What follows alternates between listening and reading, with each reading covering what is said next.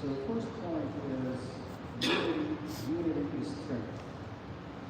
And sometimes we think that we have some issues, and some of the challenges that we face today are not unique. Muslims over the centuries have faced this division.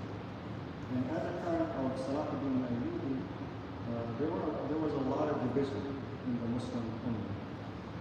The Crusaders were marching across Europe, going to invade Jerusalem, Muslim land. There was no news.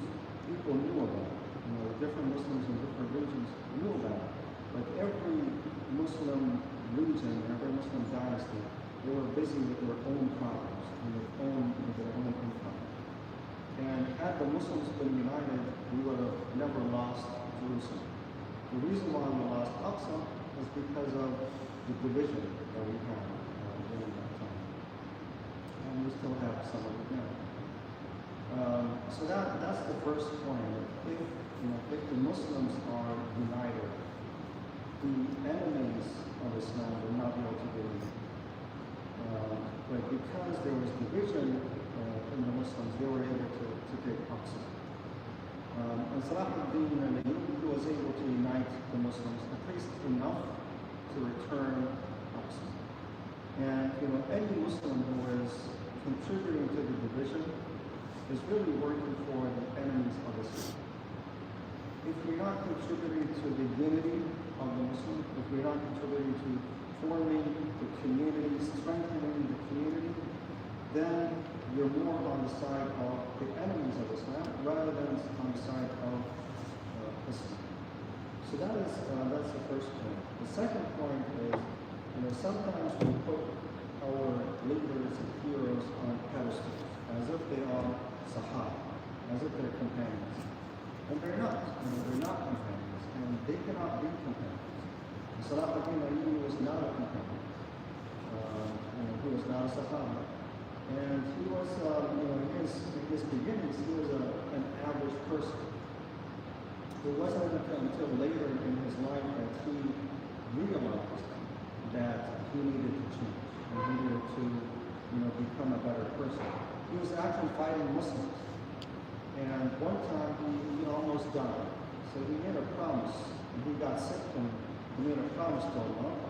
And he said, Allah, if you cure me, I will only direct my sword to non-Muslims.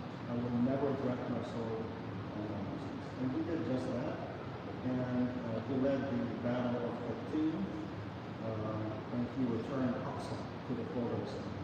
The Muslims were about 12,000, and the non-Muslims were at least triple that number. So it is a legendary battle. So the point is that sometimes we idealize our leaders and heroes, and we forget that they have their faults, and they're not perfect, and they're not Sahaba. And the point is that we cannot be idealistic. We have to be pragmatic, because if we are too idealistic, the next Salahuddin that comes, we will reject that person. We will say that he's not pious enough, right? Because we have this idealistic view of the next leader. Alhamdulillah, we had Muslims in the U.S. We had a major victory. Not to get into politics, but a major U.S. city, New York City, is going to have a Muslim mayor, right? Come January, come next month. Now some might say, is this, is that, is from this sect, is from that sect. It doesn't really matter. What matters is he's a Muslim and he's not a Zionist. His opponent is a big Zionist supporter, right? But he is a Muslim, and he's better than a lot of other candidates. And it is, at a minimum, a step in the right direction. At least he says, that the one, he seems to be a decent person. So that's the second point. The third point is, we have to make sure that we are a united front as Muslims, and we have to make sure that we put the seeds. And if you start a project, it's not necessarily that you're the one who is going to finish the project. The project of liberating Aqsa was actually not Salahuddin's project. It was a project of Nuruddin Zinki. Nuruddin Zinki is the one who kind of created that culture of liberating Aqsa. And Salahuddin was just a product of that culture that Nuruddin Zinki created.